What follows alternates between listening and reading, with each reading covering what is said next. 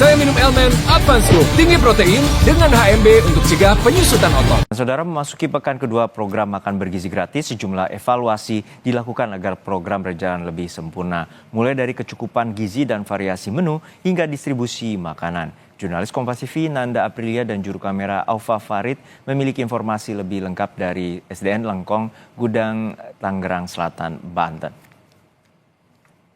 Saudara, pagi ini baru saja dilakukan tinjauan kembali oleh Kantor Komunikasi Kepresidenan, didampingi juga turut hadir Wakil Menteri Investasi dan Hilirisasi Todo Tua Pasaribu, di mana melihat kesiapan jalannya pelaksanaan dari makan bergizi gratis, karena kita tahu hari ini merupakan sepekan lebih di mana program ini berlangsung. Nah, di belakang saya saudara, ini sudah ada gambaran di mana anak-anak sudah selesai melakukan sesi yang pertama, juga sudah menikmati makanannya dan saat ini hendak mengembalikan tempat makan yang ke tempat titik di mana ini berasal gitu ya. Dan saya akan coba bertanya untuk salah satu anak murid di sini, siapa namanya?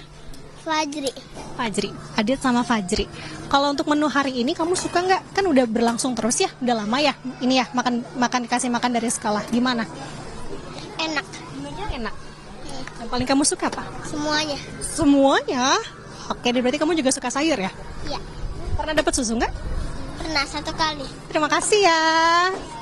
Nah, itu dari anak-anak. Kita akan bergeser. Di sini sudah bersama dengan saya, juru bicara dari Kantor Komunikasi Kepresidenan, Adita Irawati. Bu Adita, untuk pertanyaan pertama tentu terkait dengan evaluasinya. Sepekan berjalannya program makan bergizi gratis ini seperti apa, Ibu? Kalau dari apa yang sudah kami lihat langsung maupun juga dari apa yang menjadi temuan dari Badan Gizi Nasional, memang ada beberapa hal yang perlu disempurnakan ya. Dari hasil evaluasi ada satu tentunya masukan-masukan yang terkait dengan menu ya. Ada masukan terkait menu, meskipun ini bisa kami jelaskan bahwa menu ini sebenarnya rujukan utamanya adalah angka kecukupan gizi. Di situ harus terdiri dari kandungan gizi yang seimbang dan yang memang sudah ditetapkan dalam petunjuk teknis yang dikeluarkan oleh Badan Gizi Nasional. Sementara ini secara menu dan terkait dengan kecukupan gizi sebenarnya tidak ada hal yang perlu menjadi hal yang kita permasalahkan ya, karena pada umumnya sudah memenuhi kandungan gizinya. Lalu yang kedua adalah soal tadi mengenai pengiriman.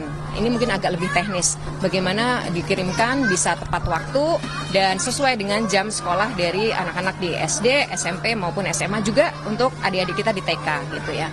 Lalu yang ketiga soal pengelolaan limbah. Pengelolaan limbah ini juga setelah kita lihat memang ada beberapa makanan yang itu ternyata tidak dihabiskan, ada sisa ya.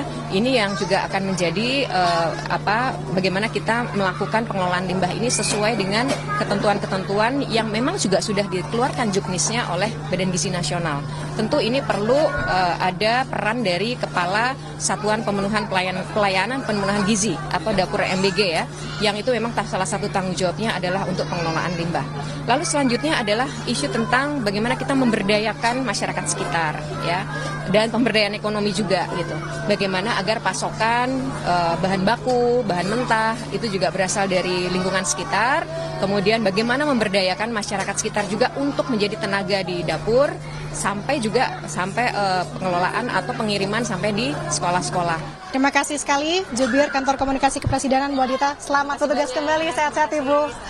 Itu tadi saudara penuturan dari Jubir, dan juga tadi saya mewawancarai satu anak murid begitu terkait dengan evaluasi jalannya makan bergizi gratis dalam sepekan ini. Kita akan lihat seksama targetnya dalam 3 bulan pertama ada 3 juta penerima manfaat dalam program ini. Sementara demikian, Nanda Aprilia, Aufa Farid, Kompas TV, Tangerang Selatan.